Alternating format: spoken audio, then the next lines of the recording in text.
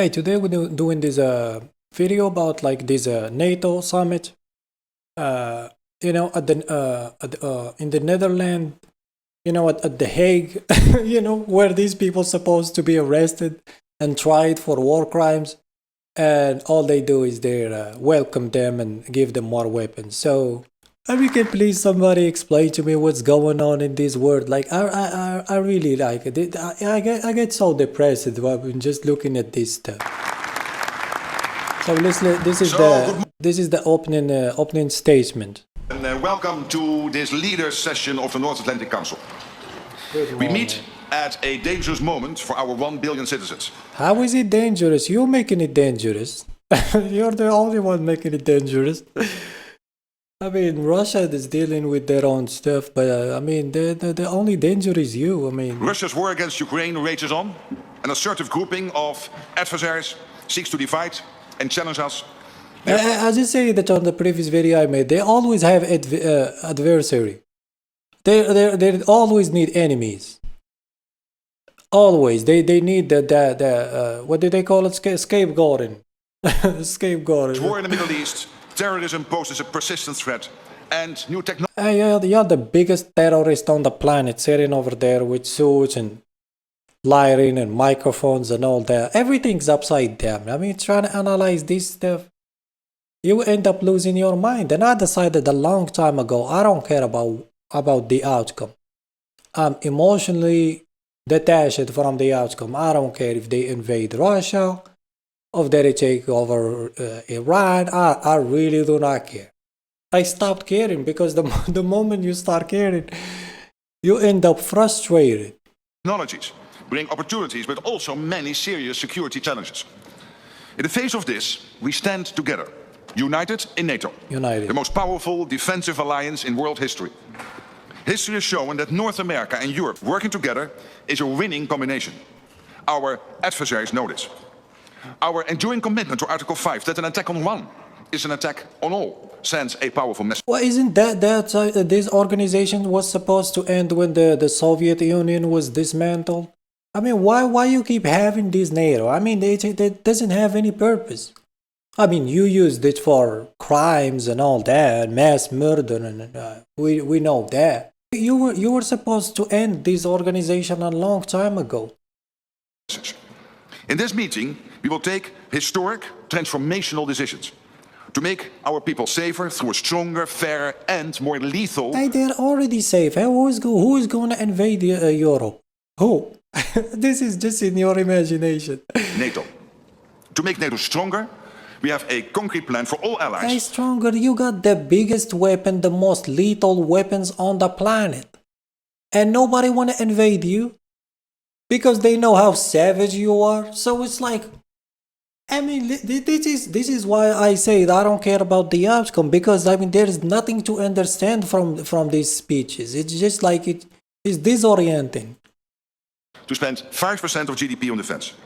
It will go towards core defense. So that's pretty much the entire goal. They want to increase the weapons manufacturing and all that, and they allocated 5% of the GDP of all countries. And there's one country, and I have another video, I guess. Yes, that's a video. The only country that refused it is Spain. Now we're gonna watch the video. Defense and security-related investments. This decision is deeply rooted in our core mission and is required to resource our plans and readiness. This will also make NATO fairer, to ensure anyone and everyone. And you want to be ready for what? More wars, more conflict? I'll just not. Why don't you go back to where you were doing back then? You were just killing, white people, and you were like. And now you're just attacking the global south and the Middle East and the goddamn fucking Africans. It's like, why can't you leave us alone? Just fight with each other. Contributes their fair share for our security. For too long, one ally, the United States, carried too much of the burden of that commitment. And that changes today. Yeah, the United States was spending like 60% of the budget of that organization, or 50%, almost like half. More than half. It's just not normal. Y'all can defend yourself and you becomes like America's bitch. All these countries, the Netherlands, Greece, Italy, the United Kingdom, France, all these small countries, Lithuania, Poland. Not Poland is huge, but all these Hungary, all these motherfuckers becomes like America's bitch. They all like working as vassals and all that. They have like no, and even as Europeans, it's like even they have this thing called what is called the European Commission, and those people are not elected; they're appointed by the leaders, and they're completely stupid. They have no idea what they're making the major decisions about Europe and real estate and all type of different decisions. Dear Donald, you made this change possible. Your leadership. They're not sovereign countries. That's what I was trying to say. They are not sovereign countries. These Europeans. They're not. They're just following whatever. I mean, just like the colonization of the other countries. It's the same thing happening. Has already produced $1 trillion in extra spending from European allies since 2016. And the decisions today will produce trillions more for our common defense to make us stronger and fairer by equalizing spending. Oh, this is Giorgia Meloni.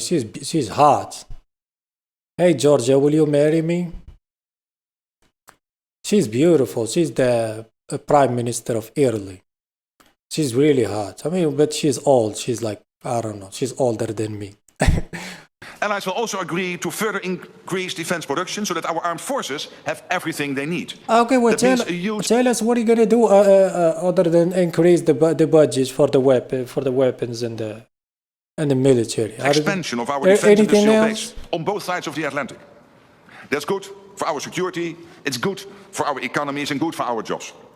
Our decisions include continuing our support to Ukraine, while also pushing for a just and lasting peace. We all want the bloodshed to stop. We call on Russia to end its aggression against Ukraine. Let me now turn to Prime Minister of the Netherlands, Dick Schoof. Okay, we don't care about that goofball over there. And this is like Spain, this is the president of Spain, Pedro Sanchez. Here's the guy. He's the only one with balls. He was like, fuck this shit, I ain't gonna fucking increase, I'm gonna keep it at 2%. That's what like these motherfuckers, see, if you follow Americans' lead, you suffer, and if you don't, you also suffer. So you might as well not listen to them. And I hope that the European will just get away from America. First of all, America is they're increasing the defense so America can abandon the organization. That's my understanding of it. Like I said, you're gonna lose either way. Increasing, you have a whole bunch of problems in your countries. All the immigration, the open borders, the goddamn what is called housing crisis. The job market is fucked up. Everything's expensive. Inflation, taxes. They want to remove. I read an article the other day. They were talking about the United Kingdom. They were talking about like taking the social programs like the free healthcare and the pension and all that, so they can pay for the defense budget. They're going to take the money from the people, from the civilians, and put it in the hands of the weapons manufacturer. It's absolutely ridiculous. So this is the last video about what they've done. They do. They're the only country that won't pay the full up. They want to stay at 2%. Yes, they're right. It's terrible. And they're doing very well. The economy is very well. Yes, very well. And that economy could be blown right out of the water with something bad happening. And this is a threat. See, did you hear what he just said? He said the economy will be blown over. Who's going to blow it? Water with something bad happening. Spain is the only country that. Are you from Spain? Listen to this. Listen. Congratulations.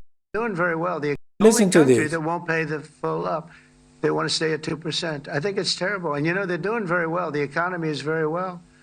And that economy could be blown right out of the water with something. It sounds like a threat to me.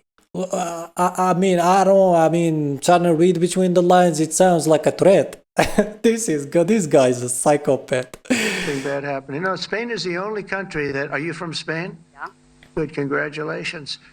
You're the only country that is not paying. I don't know what the problem is. I think it's too bad. So Hey, sir, leave Spain alone. That's not your business. 2% is more than enough. And I was like trying to just calculate this stuff and look at this is the 5%. Germany, 5% of their GDP is $223 billion. The United Kingdom is like 167 billion. France, 151. Italy, 113. Spain, 79 billion. They could use 79 billion to do a lot of things. Why do they have to spend it on weapons and security and defense? And it's like, motherfucker, like they got like enemies surrounded. Nobody's gonna invade Spain. They're secure. They're fine. They're doing fine.